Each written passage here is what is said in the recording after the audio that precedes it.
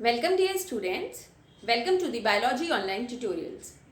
Dear class 11, today I will start with kingdom protista. As we had done with the 5 kingdom classification and in the last tutorial we had discussed about the kingdom Monera.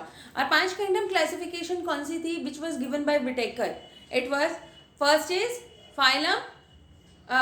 first is kingdom Monera, second is kingdom Protista, third kingdom Fungi, fourth kingdom Plantae and fifth is kingdom Animalia.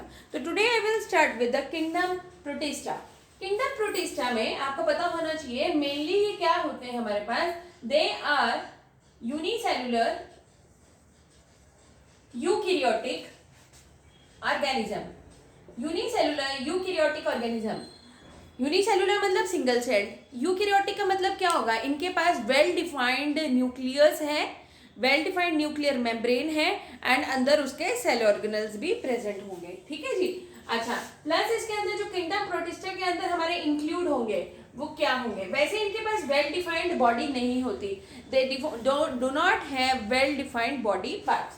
चलो जो kingdom protista में आएंगे वो कौन कौन से आएंगे हमारे पास, डाइनोफ्लैजिलेट्स, क्रिसोफाइट्स, ये वो कैटेगरीज हैं जो हम करेंगे बेटा डिटेल में. Chrysophytes, dinoflagellates, then protozoans, euglenoids, ठीक है, स्लाइम मोल्ड्स. Slime moulds. तो सबसे पहले जो मैं आज आपके साथ स्टार्ट करूंगी वो करूंगी प्रोटोजोअन्स, कैटेगरीज ऑफ प्रोटोजोअन्स. जो प्रोटोजोअन्स होंगे उसके अंदर हमारे पास दो डिफरेंट कैटेगरीज है, ये बहुत इंपॉर्टेंट है, पेपर के पॉइंट ऑफ व्यू से बहुत इंपॉर्टेंट है ये. प्रोटोजोअन्स में हमारे पास 4 कैटेगरी आ जाएंगी, जैसे कि स्पोरोजोअन्स, ठीक है जी, एंड देन उसके बाद एमीबॉइड प्रोटोजोअन्स. ठीक है, यस. तो sporozoites, amoeboid protozoans, ciliated and flagellated. चलो मैं आपको कुछ एग्जांपल देती हूँ. स्पोरोजोअन्स में जैसे हमारा एग्जांपल आ जाएगा plasmodium which is a malarian parasite. ठीक है, wait. Yes dear students, so we were talking about sporozoans में जैसे प्लाज्मोडियम, इनके पास क्या होता है, स्पोर लाइक स्टेजेस होती हैं, spore like stages in their life cycle.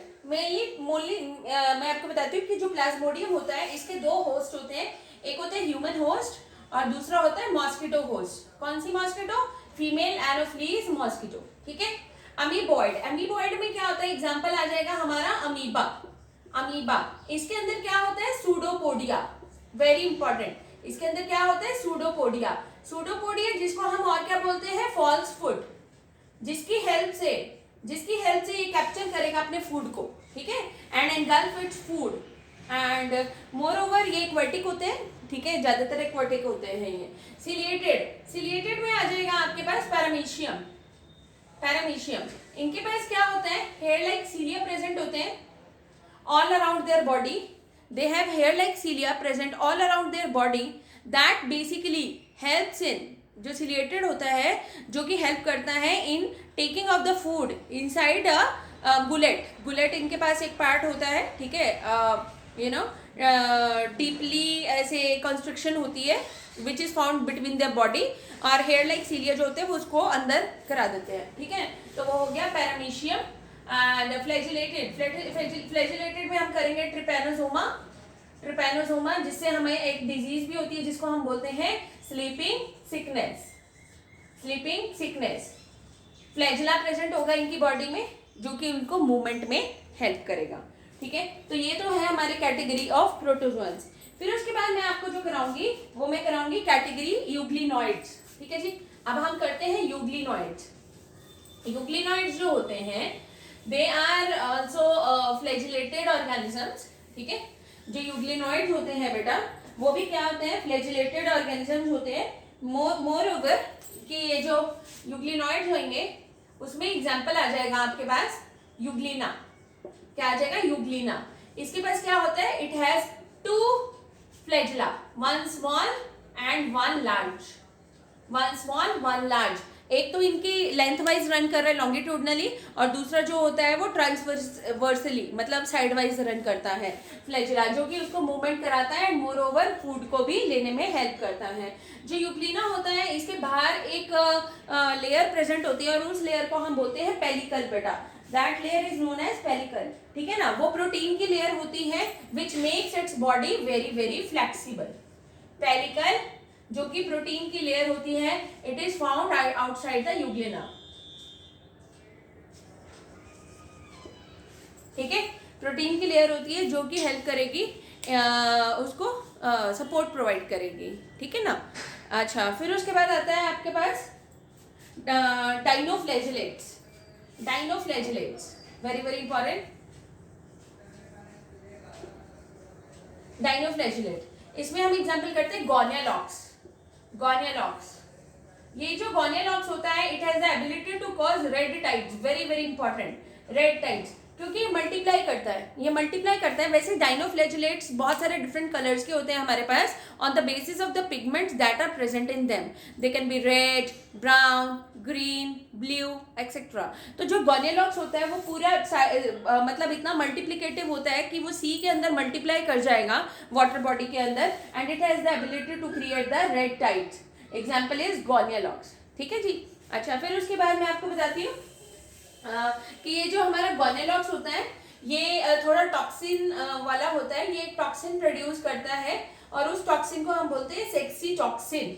Sexy toxin, जिसके कारण it is very dangerous and more over ज्यादा डेंजरस ये किसके लिए? फिशरमैन के लिए।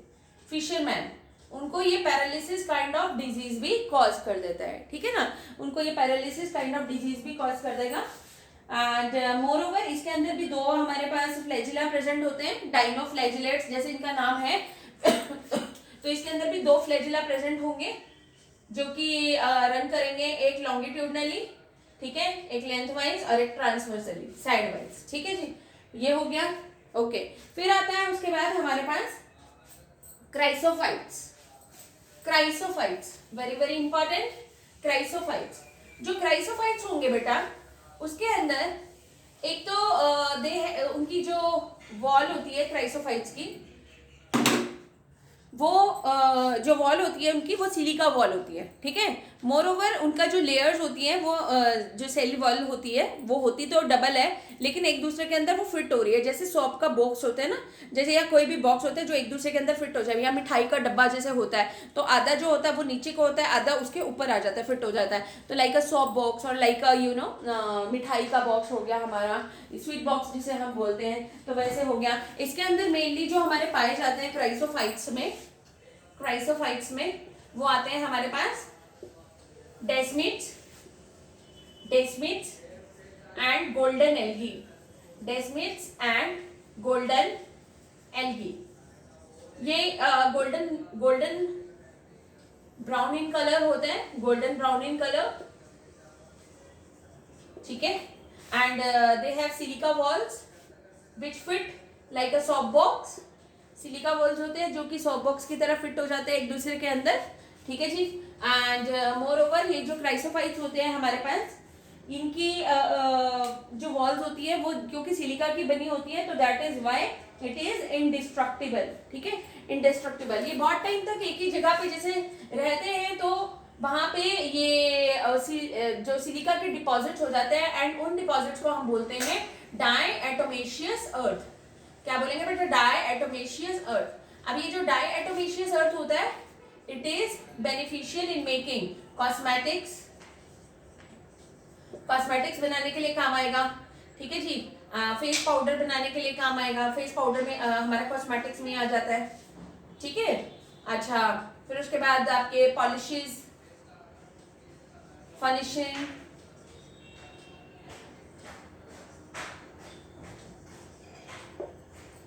etc. So this is about the various categories of protista. एक लास्ट कैटेगरी और बच गई बेटा और वो हम डिस्कस करते हैं, वो है हमारी slime moulds. Slime moulds are sticky in nature, slime moulds sticky होते हैं, ठीक है। मोरोवर उनकी एक एग्रीगेशन होती है स्लाइम मोल्ड्स। स्लाइम मोल्ड्स जो होते हैं दे आर वेरी स्टिकी। जो स्लाइम मोल्ड्स होती है उनकी एक एग्रीगेशन होती है, वो कंबाइन करते हैं and they combine to form plasmodium. Plasmodium, ठीक है। ये वो वाला प्लाज्मोडियम नहीं है, मलेरियल पैरासाइट, ये अलग है, ये एग्रीगेशन है, ठीक है, जो कि ग्रो करती रहती है। एंड अंडर अनफेवरेबल कंडीशंस, जब अनफेवरेबल कंडीशंस होंगे तो वो क्या प्रोड्यूस कर देंगे, स्पोर्स। क्या प्रोड्यूस कर देंगे, spores in the fruiting bodies.